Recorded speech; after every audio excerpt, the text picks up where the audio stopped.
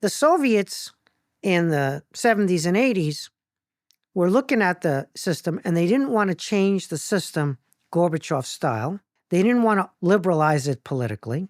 So what's left? Technological fantasies. Yes. Maybe technology can perfect planning so all the inefficiencies of the planned economy can be overcome with computers. Maybe if we invest heavily in tech, we don't have to do the hard choices of deep and fundamental structural change, which would end our party's monopoly. We can keep the party's monopoly. We can even keep the state-owned economy, but we can just tweak it with the tech and supercharge it or even turbocharge it and make it work that way. So computers, tech will save us from the hard choices of deep structural reform, which will threaten our power. Right. We know how that worked. It didn't work. Now you're looking at China today. The tech can make our dictatorship function better, not just our economy, our productivity, our job creation, but tech could maybe even make our communist dictatorship immune from challenges because of the surveillance is all encompassing. And so you can see where they would be so seduced, so tempted that tech is the solution. Here's the problem with that argument. First, it didn't work the last time. That doesn't mean it won't work this time, but the track record, even though it's a small number of cases, is not good. But the other problem is political legitimacy. You can't get political legitimacy. You might have thought that, oh, geez, if the GDP grows, that'll give us the legitimacy. Then the GDP stops growing, and you no longer have the economic benefits to claim that that's why you're in power. But do you need it? Like Stalin didn't have strong growth in the 20s and 30s, and that it seems like you just double down on repression. Like if you double down on the NKVD, yeah, like the Tsar actually, 2% growth up till 1917, now. Huh? They're dead. They're in the cemetery. That's the point, right? The growth. They're dead, and the system is gone. So it's fundamentally a deficit of political legitimacy. So when we talk about Iran today, and how Russia and China didn't even help them with any military support or economic support while they're under tremendous strain from Israel rolling back Iranian power. And so they kind of got betrayed by their strategic partners. The strategic partnership among the authoritarian regimes is a fake. That's true. It is a fake. They're out for themselves. They're opportunistic, and they will help the others to the extent that they feel it's helping for themselves. And the day that they feel it's not helping themselves, forget it, right? But there's a deeper problem there. What Iranian regime needs is political legitimacy. That's what it doesn't have. It's not just a failure economically. It's not just a failure in security in its foreign policy terms. It's hated by its own people. It's got maybe 20% support in the population. And a lot of people are indifferent, but a majority of the people despise this regime, want to see it go. They're patriots for Iran, but they detest the mullah's clerical regime. Neither Russia nor China can give political legitimacy to Iran. They can give dual-use technology. They can give them missiles. They can give them anti-missile defense. They can never give them political legitimacy. And that's the vulnerability, which is why Iran is on the precipice now, because the regime is illegitimate. And the regime knows that it's illegitimate in the eyes of the people. I guess we'd like to think that that's the main thing that matters, but historically it just seems like when authoritarians crack down really hard, it kind of just works, right? Stalin. That's why they have gigantic repressive apparatuses. Yeah. Because people talk about a bargain. The Chinese made a bargain, or the Russians made a bargain. The people gave up their freedom, and the regime provides a higher standard of living. So there's this bargain. There is no bargain, because if the regime fails to raise the standard of living, the people can't sue them in court. Right. Yeah. They can't say, oh, you didn't live up to your end of the bargain. Yeah. We gave away our freedom, but you didn't deliver on your part of the bargain, so the deal's over. You're out of power now because you didn't live up to your bargain. Instead, they repress. They bring out the batons. They bring out the water cannon. They bring out the disappearances where people are arrested, and they're not even arrested in cause. They're not even indicted. They just disappear them. And so you have this huge repressive apparatus, and it seems to work, especially when you have this moment where you fail to live up to some of the promises that you made. The challenge for them there is somebody has to do the repression. The repressive apparatus is not a machine. It's not AI. It's not something which is mechanical. It's people. It's people who grew up in neighborhoods, come from villages, went to the schools with other people. This brings us back to the Tsarist regime where we started. The Tsarist secret police wasn't big enough to keep the lid on, so they had to use the military. The military was a peasant army. They were peasants in uniform. And the working class, including women, were striking for bread in the capital and marching in the capital for bread in 1917.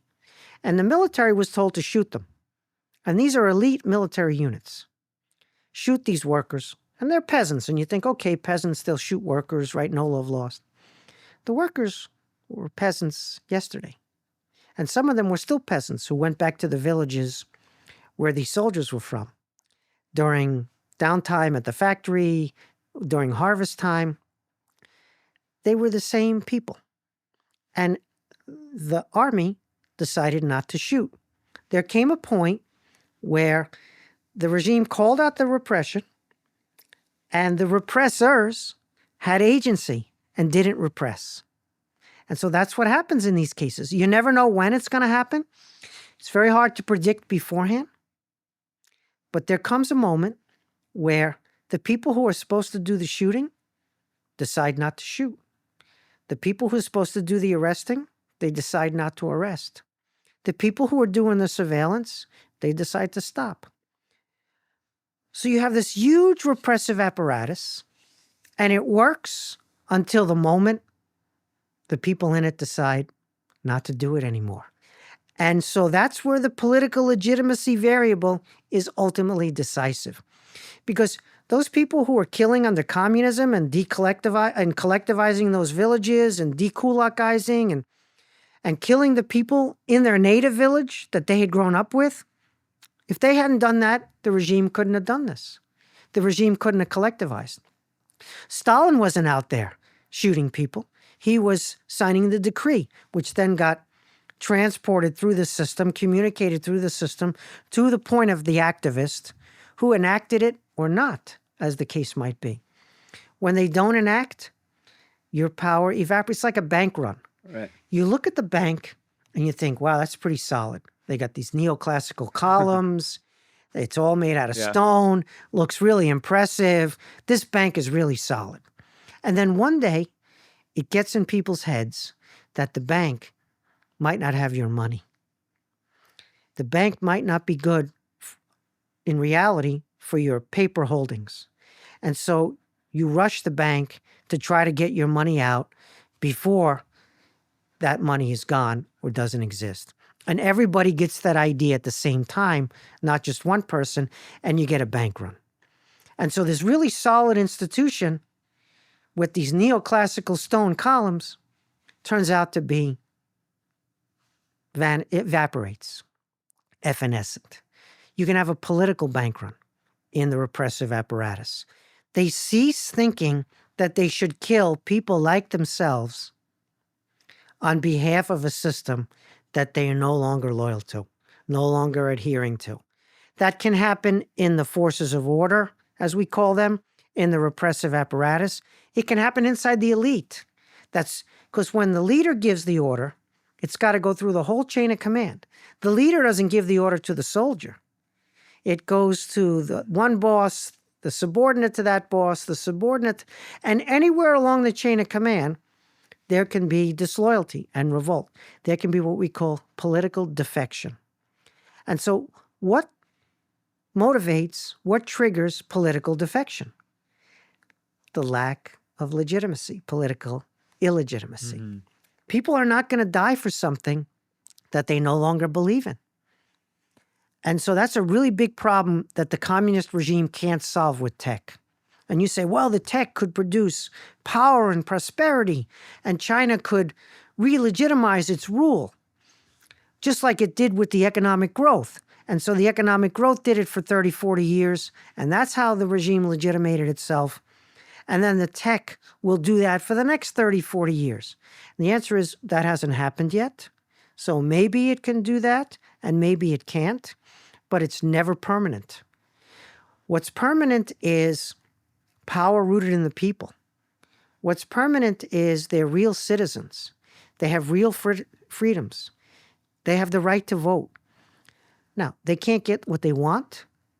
They go to the polls and they see bad candidate, worse candidate, even worse candidate. But they can punish what they don't like.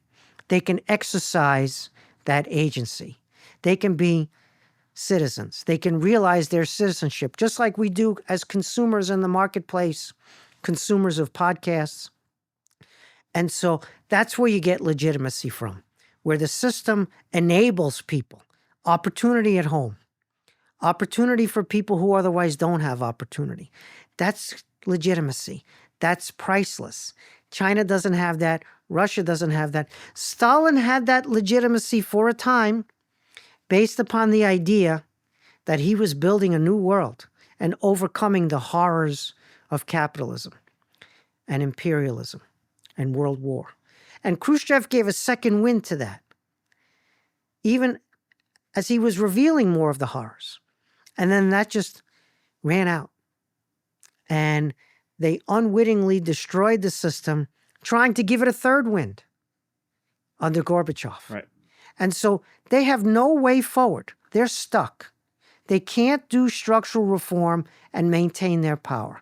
But without structural reform, without a legitimate system, they also can't maintain their power forever. So it's really interesting. In the short run, we're all dead because there could be a World War III. But in the long run, we're all good because our system is better. So we have to elongate the short run. No world war between the U.S. and China. Get to the long run. Get to the competition. Get to the Cold War instead of hot war, where we're not having hot war. That's the beauty of Cold War. It's not hot war. You can compete. You can have tensions. You can have rivalries, but you don't have hot war. And so in the short run, potentially we're all dead because a world war with great powers, it was 55 million in World War II, the low estimate of deaths. That was a multiple of World War I. And World War III would be a multiple of World War II. If we can avoid that, in the long run, we're good. It's the opposite of what Keynes said about in the long run, we're all dead. It's in the short run that we're potentially dead. Yeah. But I like the long run. And so the tech in China thing might work, and it might not work, but it's not permanent, even if it does work. If you enjoyed this clip, you can watch the full episode here and subscribe for more clips. Thanks.